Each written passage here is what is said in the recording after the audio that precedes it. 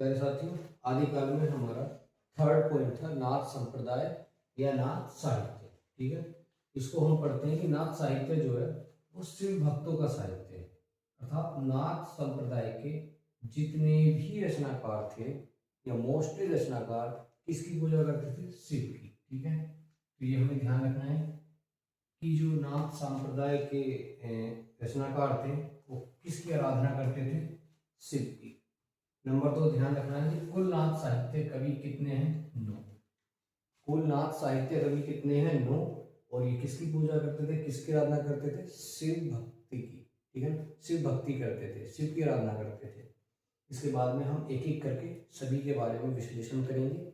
सभी नाथ जो रचनाकार हैं 9 के 9 उनके बारे में पढ़ेंगे, उनकी रचनाएं देखेंगे। जो मोस्टली रचनाएं आती हैं पेपर में सिर्फ उनको देखेंगे, टाइम वेस्ट ना करते हुए सिर्फ उन पर ही ध्यान करेंगे। आगे देखिए, सबसे जो है पहले जो नाथ संप्रदाय के कवि हैं या रचनाकार हैं वो है मत्स्येंद्र नाथ। ठीक है, इनका क्या नाम था? इनका दूसरा उपनाम था विष्णु शर्मा। ये बहुत कई बार पूछा गया, ये क्वेश्चन कई बार जो है पेपर में देखा गया है।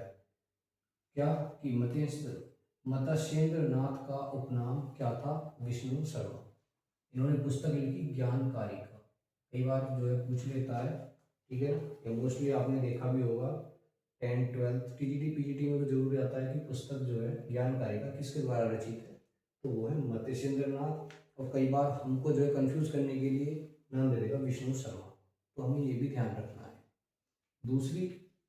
दूसरे सबसे जो है प्रसिद्ध कवि हैं गोरखनाथ, अर्थात मत्स्येंद्र नाथ जो है ये गोरखनाथ के क्या थे? गुरु थे। ये हमें ध्यान रखना है। यहाँ से एक क्वेश्चन ये पूछा जाता है कि गोरखनाथ के गुरु का नाम क्या था? मत्स्येंद्र नाथ था। ठीक है, और नाथ कवियों में जो सबसे ज्यादा फेमस है वो है गोरखनाथ। ठीक है, ये सबसे ज्यादा प्रसिद्ध है। इनकी पुस्तक है गोरखवाणी और प्राण संकली। इनकी 2 पुस्तकें हैं, इनको जरूर ध्यान रखना है, गोरखवाणी और प्राण संकली। ठीक है प्यारे बच्चों, इससे आगे आते हैं जालंधर नाथ, फिर हैं चरपट नाथ, फिर हैं चौरंगी नाथ, गहीनी नाथ, गोपीचंद नाथ, ज्वालेंद्र नाथ और भरतनाथ। अब बच्चों के सामने क्या समस्या आती है? बच्चों के सामने मोस्टली समस्या ये आती है कि वो 2 नाम तो अच्छे से याद कर लेते हैं, मत्स्येंद्र नाथ और गोरखनाथ, कि ये इनके गुरु थे और इनकी ये रचनाएं थी, ये उपनाम थे, लेकिन बाकी 9 के नाम याद नहीं रख पाते। उसको हमने एक ट्रिक बनाई है अच्छी सी, उस ट्रिक की हेल्प से समझते हैं। ठीक है, मत्स्य को गोरख ने जाल में चरपट व चोर कोमा गहीनी व गोपी के द्वारा ज्वाला से भर्त किया। इसको हम 1-2 बार पढ़ेंगे अच्छे से तो याद हो जाएगी। ठीक है, इसमें बार बार भूलने से बचने के लिए हमें ये लाइन याद करनी पड़ेगी। ठीक है, मत्स्य को गोरख ने जाल में चरपट व चोर कोमा गहीनी व गोपी के द्वारा ज्वाला से भर्त किया। ठीक है ना, ये ट्रिक बेटा वैसे नहीं बनती, इसके लिए बहुत सोचना पड़ता है, काफ़ी टाइम इन्वेस्ट करना पड़ता है, तब जाकर जो है इतनी सारी चीज़ों को हम शॉर्ट ट्रिक की हेल्प से आपके सामने लेके आते हैं। ठीक है ना, बहुत कंटेंट बहुत लिखना पड़ता है, इसमें बहुत समय लगता है। ठीक है बेटा, तो मत्स्य से हमारे हो जाएंगे मत्स्येंद्र नाथ। गोरख से आपको पता ही है गोरखनाथ, जाल से जालंधर नाथ, चरपट से चरपटनाथ, चोर से चौरंगी नाथ, गहीनी से गहीनी नाथ, गोपी से गोपी चंद नाथ, और प्यारे बच्चों ज्वाला से ज्वालेंद्र नाथ, और भरत से भरतनाथ। तो ये हमारी ट्रिक जो है सक्सेसफुल होती है, क्योंकि इसमें सभी के 9 के 9 जो नाथ साहित्य के कवि हैं वो इसी ट्रिक में समा जाते हैं। ठीक है, जैसे याद रखोगे, मत्स्य को गोरख ने चरपट व चोर कोमा गहीनी व गोपी के द्वारा ज्वाला से भर्त किया।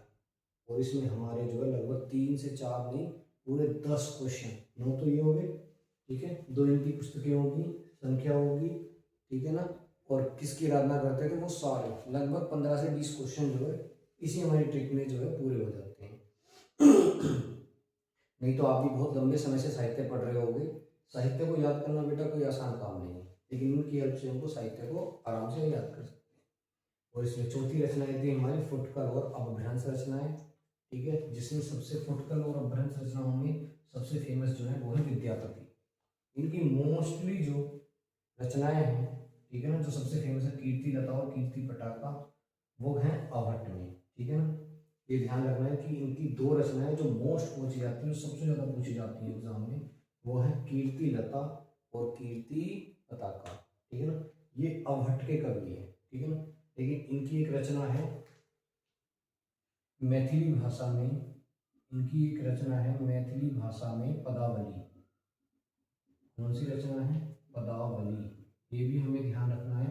तो इनकी ये 3 रचनाएं, पदावली, कीर्ति लता और एक कीर्ति पताका, ये हमें जो है ध्यान रखनी है। ये अभट्ट भाषा में है, ये मैथिली भाषा में, और मैथिली भाषा में लिखने के कारण इनको अन्य नाम भी दिए गए हैं, मैथिल कोकिल और कवि शेखर। इनके ये अन्य नाम भी ध्यान रखने हैं हमें, मैथिल कोकिल और कवि शेखर। दूसरे अपभ्रंश या फुटकल रचनाओं के जो दूसरे सबसे इंपॉर्टेंट कवि हैं वो हैं अमीर खुसरो, ठीक है ना। इन्होंने सर्वप्रथम हिंदी खड़ी बोली का प्रयोग किया और पहेलियों का प्रयोग किया अपने काव्य में। पहले बच्चों आई होप आपको जो है ये समझ में आया होगा, ठीक है। लेकिन इनको भी हम जो है, अगर आपसे पूछे क्या कि मैथिल कोकिल किसे कहा जाता है, तो मैथिल कोकिल किसे कहा जाता है? विद्यापति को। मैथिल कोकिल किसे कहा जाता है? विद्यापति को। कवि शेखर किसको कहा जाता है? विद्यापति को, ठीक है ना। हमसे ये बार बार क्वेश्चन पूछे जाते हैं। पहेलियों का प्रयोग किसने किया अपनी रचनाओं में? अमीर खुसरो ने। पहेलियों का प्रयोग किसने कहा अपनी रचनाओं में? अमीर खुसरो ने। हिंदी खड़ी बोली का प्रयोग किसने किया अपनी रचनाओं में? अमीर खुसरो ने। अमीर खुसरो ने। और भी क्वेश्चन पूछे जा सकते हैं। गोरखनाथ के गुरु का नाम? मत्स्येंद्र नाथ। मत्स्येंद्र नाथ। कुल कितने कवि थे नाथ कवि? 9। कुल नाथ कवि कितने थे? 9। नाथ कवि किसकी आराधना करते थे? शिव भक्तों की आराधना करते थे। एक बार हम रिकैप कर लेते हैं अपने जल्दी से जो हमने पढ़ा है, ठीक है। तो नाथ संप्रदाय के जो कवि थे वो किसकी आराधना करते थे? शिव भक्तों की। कुल नाथ कवि कितने थे? 9।